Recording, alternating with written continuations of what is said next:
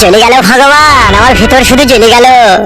তোমার এই সৌন্দর্য পৃথিবীতে এই নিষ্ঠুর মানুষের মাঝে কেন যে তুমি আমাকে মানুষ করে পাঠিয়েছো ভগবান, শুধু দুঃখ আর কষ্ট আর যন্ত্রণা ছাড়া আর কিছুই পাই না।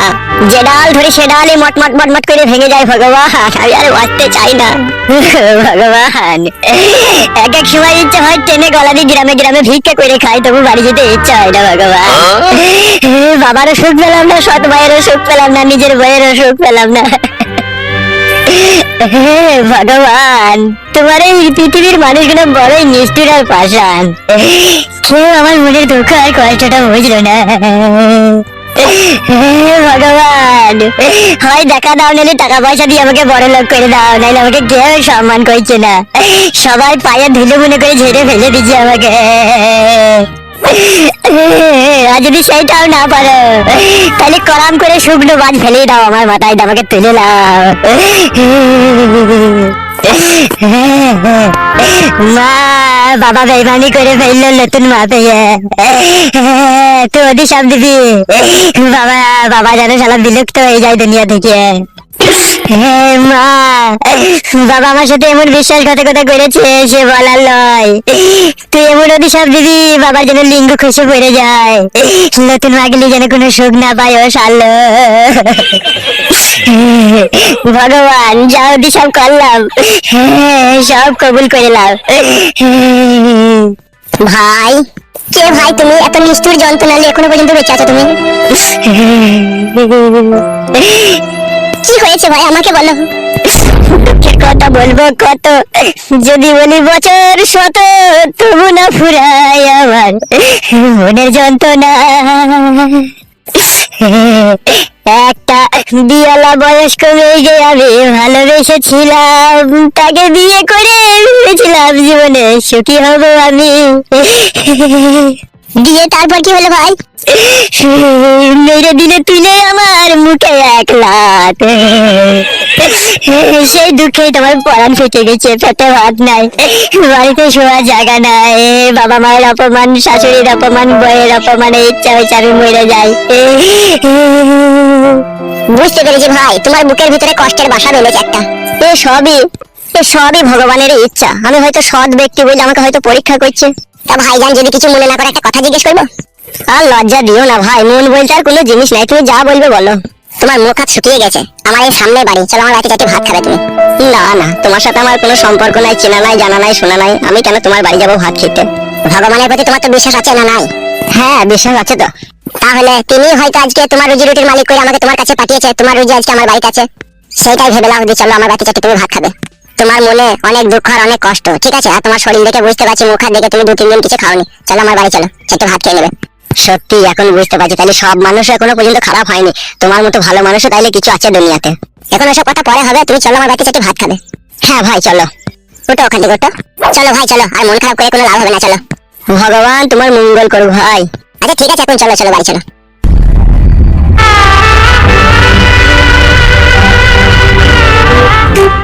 আই সর্বনাশ, কি বড় বাড়ি রে ঘোড়া। কিছু বললে নাকি ভাই? না না ভাই, এমনি আমি মনে মনে ভাবলাম তুমি কিসের কাজ করো ভাই? আমার তো দুবাইয়ে হলুদ মরিচের দোকান আছে। বাবারে, বিশাল ব্যাপার তো তাহলে। হ্যাঁ, 10টা-12টা কালি করে আমার কাছে শুধু কাজ করে। আমিও তোমার সাথে দুবাই চলে যাবো ভাই, দিয়ে আমি হলুদ মরিচের প্যাকেট করবো। ঠিক আছে, এ নিয়ে কোনো টেনশন করো না, হবে তো। কই গো গিন্নি, কি হলো বলো? একজন অতিথি এসেছে আমাদের বাড়িতে। ঠিক আছে, ঘরে নিয়ে এসো। চলো ভাই চলো, ঘরে চলো। ঘরে যাবো না, আমি ওই বাইরে বসে খেয়ে পালাবো।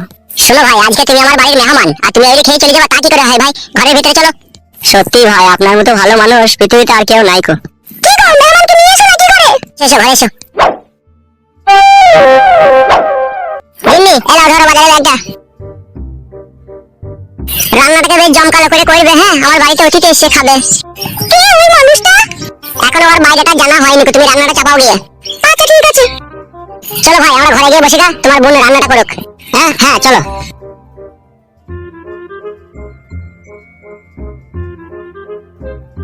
বসো ভাই এই খাটের উপরে। এত সম্মান দিচ্ছ ভাই তুমি আমাকে? আরে বসো বসো, এটা আবার সম্মানের কি আছে, বসো। আরে বসো বসো, এটা আবার সম্মানের কি আছে, বসো। হ্যাঁ তা বড় ভাই, একটা কথা জানতে খুব ইচ্ছা হচ্ছে আমার। হ্যাঁ ভাই বলো, কি জানতে ইচ্ছা হচ্ছে তোমার? তুমি যে আমাকে বললে আমি বিয়েওয়ালা মেয়েকে বিয়ে করেছি, তা তুমি বিয়েওয়ালা মেয়েকে কেন বিয়ে করলে? তুমি তো আয় বলেছিলে, তোমার তো বয়স হালকা। ফেসে গিয়েছিলাম ভাই আমি। কি করে ফাঁসলে? মেয়েটা কি তোমাকে ফাঁসিয়ে দিয়েছিল নাকি? না না, আমি নিজেই ফেসে গিয়েছিলাম। নিজে কি করে ফাঁসলে তুমি?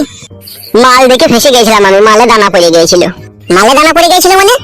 ওর পেটিটা ছিল আমেরিকা মাছের মতো, আর আমার সেখানে খাবলাইতে ইচ্ছা হয়েছিল। আচ্ছা, এতগুলো ব্যাপারটা বুঝতে পেরেছি। এখনো সম্পূর্ণটা বুঝতে পারো না তুমি? তাই নাকি? তাহলে বলো তো ভাই, কি হয়েছে কেসটা? মেয়েটার 2 বা 3 বার বিয়ে হয়েছিল। তাই নাকি? হ্যাঁ। ইশালা ভাই, ইন্টারেস্টিং তো ব্যাপারটা। বলো তো ভাই, ভালো করে বলো তো। আমি যাকে বিয়ে করেছি তার প্রথমে স্বামী ছিল বয়স্ক, ঠিক আছে? যে সেই স্বামীর ভাত ছেড়ে আরেকজনকে ওই মেয়েটা বিয়ে করে, যে সেখানে ও সংসার করতে পারলো না, যে আমি তাকে দেখে পছন্দ করে আমি বিয়ে করি, যে আমার বাড়িতে এখন সে আছে, কিন্তু আমি আর তার কাছে সুখ পেছি না। আরে বাবারে, কঠিন যন্ত্রণা তো তাহলে। শুধু কি যন্ত্রণা, আমার বাবা আবার আমার শাশুড়িকে বিয়ে করে ফেলেছে। না না, মিচ্ছি করে। মিচ্ছি করে লয় ভাই, সত্যি করে। তা তোমার বাবা কেন তোমার শাশুড়িকে বিয়ে করলো? এসব বিধির বিধান, ভগবান আমাদের কপালে লিখে রেখেছে, তাই এইটা আমাদের সাথেই হচ্ছে। না না, আমি বিশ্বাস করি না। সমস্ত দোষ ভগবানের উপরে চাপিয়ে দিয়ে তুমি মনে করছো আমি ফ্রি হয়ে যাবো, তা হবে না। এতে দোষ তোমাদেরও আছে। হ্যাঁ ভাই, দোষ তো আছেই। তাহলে আবার ভগবানের দোষ দিচ্ছ? ভাইজান, ও ভাইজান। হ্যাঁ বলো ভাই। বলছি, ইলিশ মাছের ঝাল খেতে পছন্দ করো না টক খেতে পছন্দ করো ভাই? তুমি কোনটা করো বলো, সেটাই করতে বলবো। ওই ইলিশ মাছ খেতে গিয়েই তো আজকে যত ঝগড়া অশান্তি আমার বাড়িতে লাগলো ভাই। তাই নাকি? ইলিশ মাছ খেতে গিয়ে ঝগড়া অশান্তি লেগে গেল তোমার বাড়িতে? হ্যাঁ। বলো বলো, তুমি কিরকম ইলিশ মাছ খাওয়া পছন্দ করো বলো, সেইভাবেই তোমাকে করে খাওয়াবো। বলো ভাই বলো। হ্যাঁ ভাই বলো, তুমি কি ইলিশ মাছ খাওয়া পছন্দ করো, সেইভাবেই তোমাকে খাওয়াবো। সত্যি বোন, তোমাদের তুলনা হয় না গো আপ্যায়ন করার। এ তো সবে শুরু। সেটাই তো দেখছি, তোমরা কত বড় মনের মানুষ। সেই জন্যই ভগবান তোমাদেরকে 2 হাত ধরে অর্থ সম্পত্তি ঢেলে দিয়েছে। অর্থ সম্পত্তির পেছনে অনেক কারণ আছে ভাই। তোমার ভাই যখন প্রথম দুবাই যায় তখন কোনো কাজ খুঁজে পাইনি, কত করে রাস্তা ঝাড় দেওয়ার কাজ করতে, রাস্তা ঝাড় দিতে দিতে একটা বড় মালিকের সাথে দেখা হয়, তার হলুদ মরিচের কারখানায় কাজে লেগে আজকে নিজেই কারখানার মালিক হয়ে গেছে। এই সবই ভগবানের ইচ্ছে, বুঝতে পেরেছো ভাই? হ্যাঁ বোন, বুঝতে পেরেছি। তা ভাইজান বলো, ইলিশ মাছটাকে কি করতে বলবো বলো? আমার খুব ইলিশ মাছের পাতুরি খাওয়ার খুব ইচ্ছা ভাই। পাতুরি নাই ভাই, পাতুরি? হ্যাঁ বোন, ওই খাওয়া অভ্যাস নাই তো, তাই ভুলে বেরিয়ে গেল। ওই পাতুরি একটু আমাকে কইরে খাওয়াও। আচ্ছা ঠিক আছে। আর একটা কথা জিজ্ঞেস করবো ভাই তোমাকে? হ্যাঁ বোন, জিজ্ঞেস করো। বলি, তোমার নাম কি আর তোমার বাড়ি কোথা? ডাক নাম ফটকে, ভালো নাম ফুটো। আর আমার বাড়ি হচ্ছে উদুমবস। উদুমবস আমার কোথা? গুদুমপুরের পাশে। গুদুমপুরের পাশে উদুমবস? হ্যাঁ হ্যাঁ। মিথ্যে কথা বলছিলে তো তুমি আবার? না না, মিথ্যে কথা বললে আমাকে ভগবানও মাফ করবে না। শুকনো বাস তাইলে আমার মাথায় করাম করে ফেলিয়ে দেবে, তোমাদের মতো সৎ মানুষের সাথে যদি মিথ্যে কথা বলি। কথা বলতে নাই ভাই। বোন, তোমাকে একটা কথা জিজ্ঞেস করবো? হ্যাঁ বলো, কি বলবে? বলছিলাম, তোমার নাম কি? আমার নাম হচ্ছে জুমেলা। কি ব্যাপার ভাই, কি ভাবছো? ভাবছি এটাই ভগবান তোমার ভাগ্য নিজের হাতে লিখে দিয়েছিল, ওই জন্যই এত সুন্দর একটা লাল টুকটুকি ঝামেলা বউ তুমি পেয়েছো। ঝামেলা তো মা গো, মেরে দিল মা। মেরে দিল রে মা গো, আমি আর পারবো না মা। কি বলছো? তুই এভাবে কাঁদছিস কেন? কি হলো কি তোর? ও মা গো, তার কাল ভালো হয়নি বলে আমার পেটে ঘুষি লেগে দিল মা। হ্যাঁ গো, তুমি কি সাপের 5 পা দেখেছো নাকি? হ্যাঁ মা গো। তুমি বেশি বকবা না শাশুড়ি মা, তুমি আমাদের স্বামী স্ত্রীর মাঝে কথা বলবা না। মারে মা, আর পারবো না রে। আমার মেয়ে আজকে 1.5 মাসের অন্তঃসত্ত্বা আছে, তুমি পেটে ঘুষি মেরে দিলা? হ্যাঁ, অন্তঃসত্ত্বা থাকলে এবার আমি তো শুক্তি মাথা খাই না, ও কেন শুক্তি মেটে দেবে আমার বাসনে? তোর বাবা কি শুক্তি মাথা খায় রে? বাবা শুক্তি মাথা খায়, বাবাকে শুক্তি মাথা খাওয়াবি? আমি কি শুক্তি ফুক্তি খাই লিখে তাই তোমাকে শুক্তি মাথা দিবি? কি আমার রাজা বেটা রে, তুই শুক্তি মাথা খাবি না তো কি খাবি রে? আমি খাই ইলিশ মাছের পাতুরি। ইলিশ মাছের পাতুরি খেতে গেলে তোমাকে ইনকাম করে খেতে হবে, ওই বাবার টাকা বসে বসে খেলে হবে না। তুমি কথা বলছো কেন বাড়া? তুমি খেতে দিচ্ছ নাকি আমাকে? সে আমার বাবা খেতে দিচ্ছে, আমার বাবা বুঝবে। তোমার বাবাটা কে হয়? তোমার বাবাটা তোমার স্বামী হয়, আমি বলবো না নাকি? হ্যাঁ হ্যাঁ, জোর জবরদস্তি করে তো তুমি কেটে নিয়েছো আমার বাবাকে, দেখুন স্বামী করছে। জোর করে কেটে নিয়েছো তোমার বাবাকে? হ্যাঁ, তাহলে এটা কি? তোর বাবা কথা কইর বেটাই তো আমার যৌবন দেখে নিজের পানিকে ধরে রাখতে পারলো না, দিয়ে আমাকে বিয়ে করে ফেললো। দেখো আমার দোষ দিছিস নাকি তুই? তোমার তো শরীর লাগে, মনে হয় পচা কুমড়ো। এই পচা কুমড়োতে কামড় মারার জন্য তো তোর বাবা আমার হাতে পায়ে ধরে আমাকে বিয়ে করলো রে। আমি কি বিয়ে করতে চেয়েছিলাম নাকি? মেয়ে ছেলের আই বলতে ভালোবাসা থাকে, হয়তো বিয়ের পরে থাকলেও থাকতে পারে, কিন্তু তোমার মতো যে বিধবা বয়সে ভালোবাসা থাকে এটা তোমাকে না দেখলে জানতে পারতাম না। এই দুনিয়ায় কে সত্যি সাবিত্রী আছে? সবারই দেখো দুটো তিনটে করে আছে। ওইসব আমি মারা জানতে চাই না, কার কি আছে না আছে। ঠিক আছে, আমি শুক্তি মাথা খাবো না তাই জানি। শুক্তি মাথা যেমন তুই খাবি না, বাজার থেকে বড় বড় ইলিশ মাছ কিনে এনে দেবো, তোকে বলে দিলাম আমি। কি গো গিন্নি, কি হলো কি? বাপরে বাপ, কি ছেলে জন্ম দিয়েছো তুমি, হাইরে ছেলেটা ওরে ছেলে। কেন গো, কি হয়েছে কি? তোমার বৌমাকে জিজ্ঞেস করো কেন কি হয়েছে। কি হয়েছে কি গো বৌমা? আপনি তো শুক্তি মাথা খেতে ভালোবাসেন, আপনি শুক্তি মারতে বলেছিলেন তাই আমি শুক্তি মেটেছিলাম। আপনাকে দুপুরে ভাতের সাথে দিয়েছি আর একটুখানি রেখে দিয়েছিলাম আপনার ছেলের জন্য।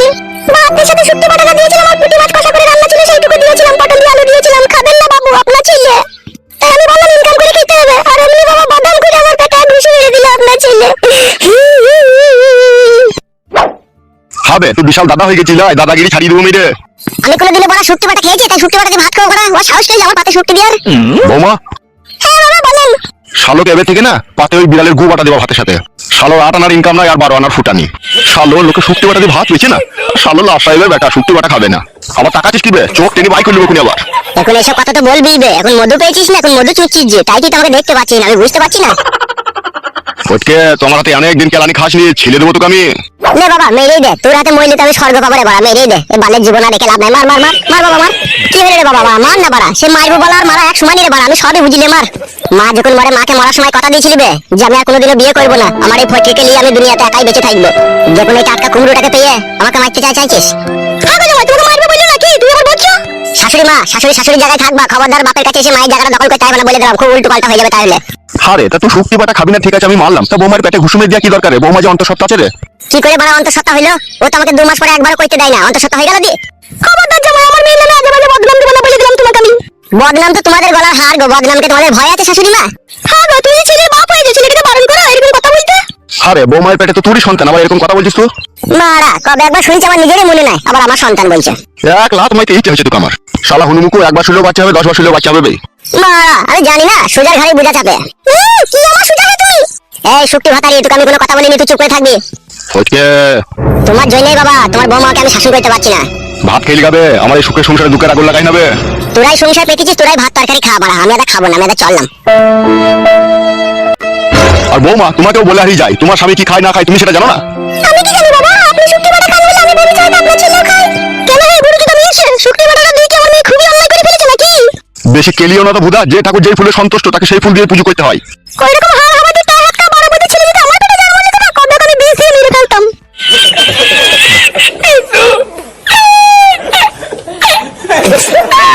ওই জন্যই বলে রে মারা, নিজের মা সৎ মা, নিজের মায়ের আর সৎ মায়ের মধ্যে আসমান জমিন পার্থক্য, তা আমি বুঝতে পারলাম। নিজের মা যদি হয়তো আমার ছেলেকে কখনোই বলতো না বিয়ে দিয়ে মেরে ফেলবো, সৎ মা বললে এই কথাটা বলে ফেললো। মানিদের কাপড় তুলি গাড়ি বেরিয়ে যেতে পারছি, খেলে দিতে পারতাম রে, জানটা আমার আরাম হতো।